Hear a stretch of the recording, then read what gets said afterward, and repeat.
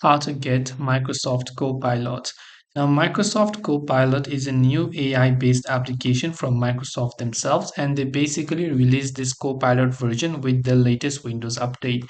So, normally, whenever you update your Windows to the latest version, Copilot will be installed on your laptop. If you go ahead and search for Copilot right here, or you'll find this little icon in your taskbar, you might have noticed it. This is how you can get the Copilot.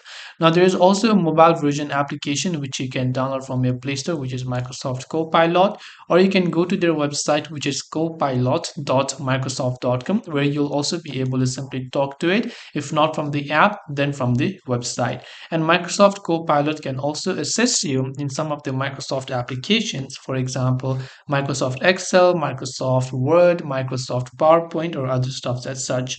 So I hope this video really helped you. If you have got any further questions, feel free to also leave them down in the comment section. Thank you for watching till the very end and see you in the next video.